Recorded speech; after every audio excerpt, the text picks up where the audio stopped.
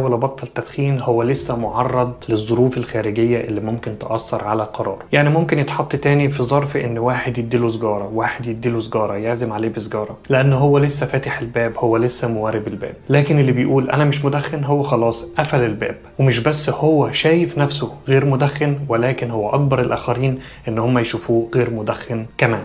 والله انا جربت الموضوع ده، انا ابتديت اقول انا مش مدخن، انا بقالي الحمد لله رب العالمين 7 شهور من غير تدخين. فلما تغير الهوية وتبتدي تبص لنفسك على اساس الهدف اللي انت عاوز توصل له، هتلاقي نفسك بتتصرف على اساس الهوية دي. يعني ما تقولش انا من النهاردة او انا من بكرة هبتدي احط لنفسي ريجيم معين امشي عليه، لا، انت برمج دماغك على اساس ان انت فعلا الرجيم ده موجود، اكتبه وعيش الحالة الجديدة دي، عيش الحالة من الهوية دي، عيش على أساس إن أنت الإنسان الجديد ده. الاستراتيجية رقم 2 معانا النهاردة ألا وهي افتكر دايما ليه.